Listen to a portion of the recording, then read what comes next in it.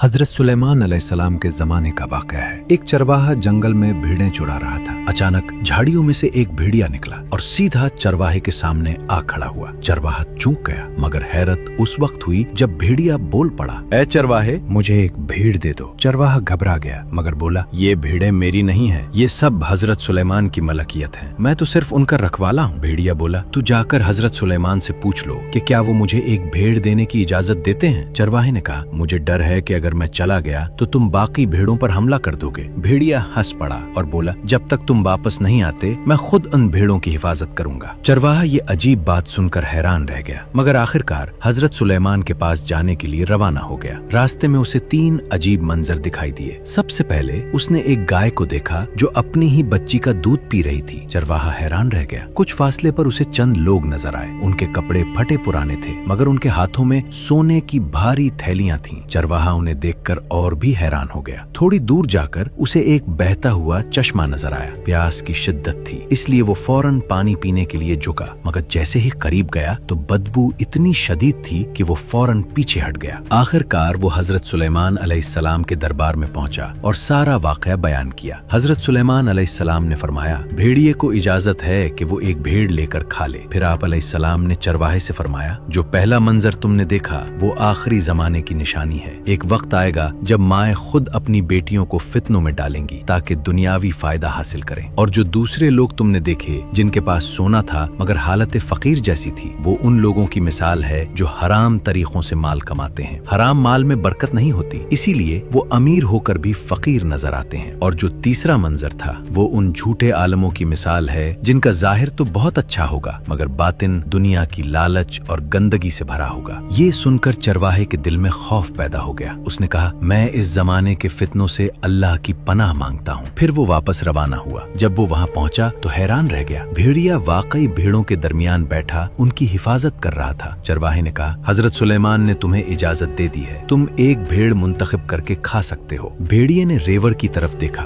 चंद लम्हे गौर किया और आखिरकार एक कमजोर और बीमार भेड़ को मुंतखब कर लिया। चरवाहे ने हैरान होकर पूछा, तुमने यही भेड़ क्यों चुनी? भेड़िया बोला, क्योंकि ये अपने रब के जिक्र से गाफिल थी। जो अपने रब की तस्बीह से गाफिल हो जाए वो बड़ी आजमाइश में पड़ जाता है।